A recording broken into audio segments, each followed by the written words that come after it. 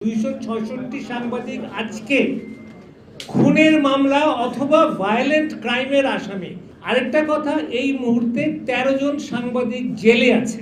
আমি আবার বলি যে তারা যদি অপরাধ করে থাকেন অবশ্যই তাদের বিচার হওয়া উচিত, কিন্তু আজকে 8 মাস 7 মাস ধরে তারা জেলে, কোনো বেইল তারা পাচ্ছেন না, তাদের কোনো আইনি প্রক্রিয়া চলছে না, তাদের বিচার হচ্ছে না।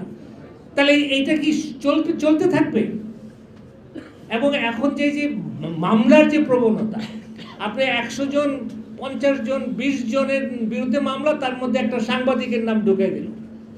আমি অনুরোধ করতে চাই সরকারকে, সরকার বিশেষ করে আইন উপদেষ্টা বলেন, আমাদের কিছু করার নাই, জনগণের অধিকার আছে, তাদের মামলা করার অধিকার, আমি মেনে নিলাম মামলা করার অধিকার, বাট কোনো আইনের যদি অপপ্রয়োগ হয়, কোনো আইনের যদি মিসইউজ হয়, তাহলে কি সরকার কিছু করবে না?